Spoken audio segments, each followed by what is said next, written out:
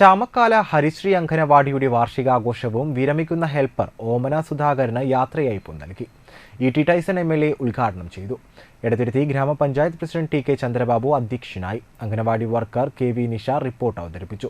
Ward member K S. Anilkumar, block panchayat അംഗം V S. Jinesh, സംഘാടക സമിതി convener P K. Hamsa, treasurer K R. Gopalakrishnan, ICDS supervisor C K. Sheeba, വിവിധ രാഷ്ട്രീയ കക്ഷി നേതാക്കളായ കെ.ജി. ദിവാകരൻ, ഐ.ബി. വേണുഗോപാൽ, ഗുഹരാജ് കൊച്ചിക്കാട്ടെ തുടങ്ങിയവർ സംസാരിച്ചു.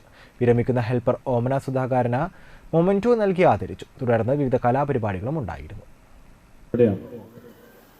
മാത്രമല്ല, ഒരു ക്ഷേമരാഷ്ട്രം എന്ന് പറയുന്ന സങ്കല്പം, സാമൂഹ്യക്ഷേമ പരിപാടികൾ നന്നായി നടക്കേണ്ട ഒരു സ്ഥലം നമ്മുടെ അംഗൻവാടികളാണ്. അവിടെ നമ്മുടെ ചുറ്റുവട്ടത്തുള്ള ഒരു യുവതി അതിൻ്റെ പ്രസവം ആരംഭിക്കുന്നത് മുമ്പ് അല്ലേ, അതിൻ്റെ മറ്റും ഇതാവുമ്പോഴേക്കും ഗർഭപാത്രത്തിൽ കുട്ടി രൂപപ്പെടുന്നത് തുടങ്ങി.